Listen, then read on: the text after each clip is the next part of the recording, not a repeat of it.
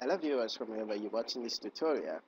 In this tutorial, it's actually a series of tutorial where I will be building a live software from the scratch. Well, the name of the software I'll be building is an attendance management system. It's basically a Windows-based application which is going to be built in two different languages, in Visual C Sharp as well as Visual Basic.net. The aim of this tutorial is to help beginners and people who've not really built any software before to actually know how to build your software.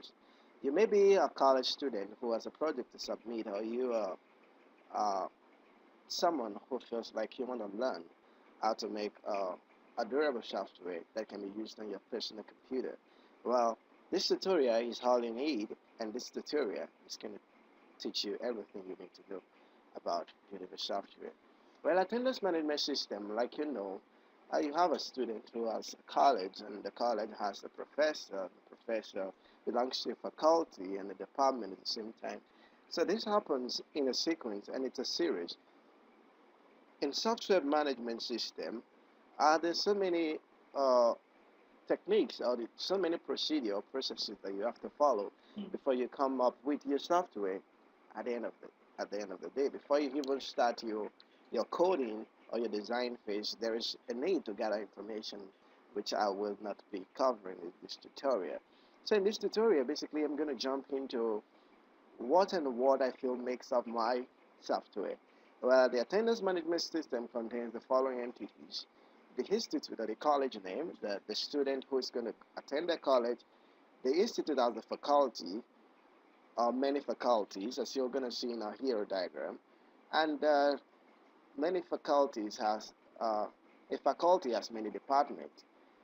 Each department has a professor, his staff, a non-teaching or teaching staff, and each department offers different courses, either a undergraduate course or postgraduate course.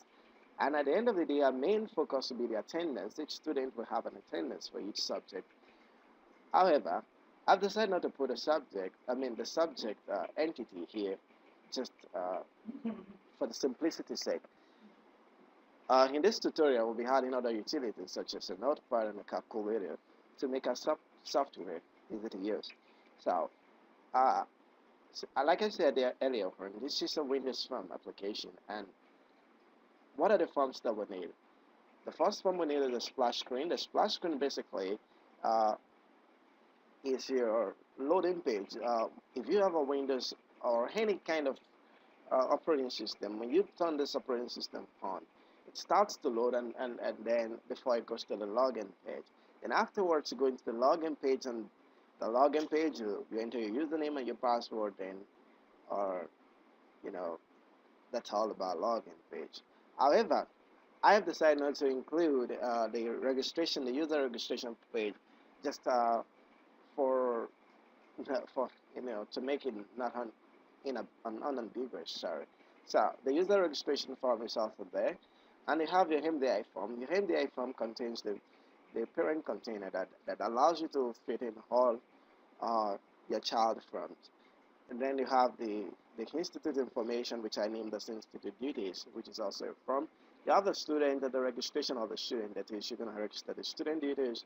And you have the faculties, which you're going to name a faculty, which is going to put the details of the faculty, the details of the department. The department is also a form. And you have a professor or a staff, which you have to put the information of the staffs, which is another form. Then you have your course, which is a UG or a PG course. Then you have your subject, which is being taught by a professor, the year, and the unit. Then you have the attendance. The attendance form is it's not going to be described explicitly, but during the coding phase and during the design phase, you get to understand how this attendance form will look like. Then you have a series of reports when you want to generate the report, the attendance report, the report of students, the report of students whom they make up to 75% attendance as calculated by most universities, and so on and so forth. And that's all about the forms and the number of forms we need in our software. Basically, it's around 10, 12 forms. But during the course of this coding on this project, you'll find out that we may add some more forms in the hand. Like you have other utility form, which I'll be building my own calculator. I'll be building my own, you know, utility, which I'm gonna put in this software by myself later on. Okay. Then this is a now in here diagram, which I've taken by paint to make. So you have a student who takes admission in an institute. We have many students who takes who takes admission in one institute, and the institute has many faculties. The student could belong to the faculty of science or art or whatever faculty, and the faculty uh, as a department, that is, the department belongs to a faculty of take for example, you have a faculty of science, you have a department of computer science, department of mathematics, statistics department, and other departments. And department as professors work for the department, which makes professor also belongs to the faculty. Then you have department that offers courses. The department offers different courses, the undergraduate and postgraduate courses, and courses has subjects. One course has many subjects, depending on your type of course, probably undergraduate, postgraduate course. And this courses is being taught by many professors. You have many subjects being taught by many professors. One professor works in one department, and you have the main system, the attendance system. The student takes attendance. Many students takes many attendance. This is a quick, analysis of the here diagram. Now I've tried all my possible best to make sure that I have a database stable. This is not actually the way it should be, but for the sake of learning and tutorial sake. So you have a system administration registration, which has the following, column names. The ID is auto-generate. Anywhere you see auto means auto-generate. I'm going to be auto-generating a password. The ID in my database. So you have a registration ID, the name, the username, the password, the days of birth of the person, the role, and the privilege. You have a user login that has the ID, which is also auto-generated, and you have a login ID, the name, the username, and the password. So those are the basic things that we need in our login details. Like you can see that you have a registration ID with the primary key in the system admin registration, and login ID is a foreign key to that system admin reg ID, column name. So you have an institute. The details of the institute is there. You have the ID, which is auto-generated, the institute ID, which is primary key, the name, address, establishment date, email, contact number, owner, and capacity. And you have the faculty details, which is faculty ID, which is primary key, institute ID, which is a foreign key to the primary key, the name of the faculty, the head of the faculty, information about the faculty, number of employees, number of department, number of students, email, contact number, intern, so far you can have in your faculty details. Well, I'm so sorry about repeating the faculty details again. That should be department details next to faculty details. You have a department name, department ID, name of the department head, number of employees, about number of student, email, and phone number. And you have the course, which is as course ID, which has the department ID, the name, the type of the course, whether you do a course, the duration of the course, the year, probably first year, second year, third year, the number of students, and the subjects, which is grouped by here. So you have also the staff database, which contains every information about their staff. The staff ID, which is the primary key, then your first name, your last name, your middle name, date of birth, gender, address, date of joining, experience, salary, role of the professor or non-professor, department ID, faculty ID, next of kin, qualifications, and subject taught by the professor or by the person. So you have a subject database, which contains subject ID, which is primary key, the name of the subject, syllabus, professor in charge of the subject, reference books that are needed for the subject, and lectures, hours. Then information about the subject. Probably brief introduction about the subject. Maybe you have a project topic on the subject, you give that also, and the course ID, which is coming from our course database, which is a foreign key.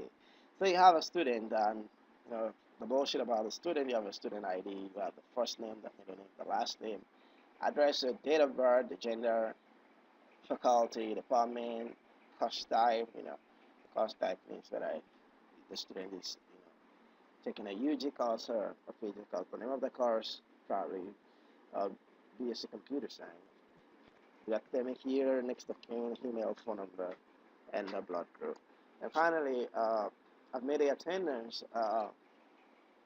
The attendance database, which is a simple attendance database. I'm going to be deciding what I'm going to be using and the number of entries I want in my attendance later on in the course of the tutorial. You have your attendance ID, subject, the date of time, professor name, the number of period, student ID, student name, class and year, and course type. So, what are the hardware and software requirements for this to make this application? For the software requirement, you need Microsoft Visual Studio 2010 above, or you can use also Microsoft Visual Studio 2008. Also, you can, for your database, you need your SQL Server 2008 and above, or you can apply other database like Oracle and MySQL. For reporting, we need a SAP Crystal report for reporting. And if you're interested in design, you need Adobe Photoshop for design of graphic objects. For the operating system, you need either Windows 7, Windows 8, 8.1, or 10. As we know that there's no longer support for Windows XP, so it comes under legacy software. So we're not going to use it in this tutorial. But if you still have your Windows XP, you can install software. So what are the hardware requirements? You need a physical machine, which is a computer, and you need the machine configuration should be probably 62-bit, 64 or 32-bit versus architecture.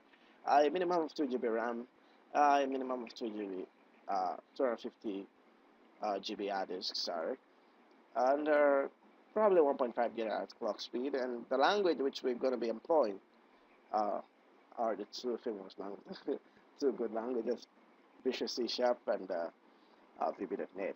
The most important requirement is dedication and continuous perseverance. Like I'll tell you, building a software, starting it is always very easy. But when you get into the middle of it, you find so many problems, you find so many errors, you find so many bugs, and you get depressed and you feel like you want to give up. I'm going to encourage you to never give up, because this is a step into your future. I wish you very good luck, and God bless you as you code along with me. See you in the next tutorial.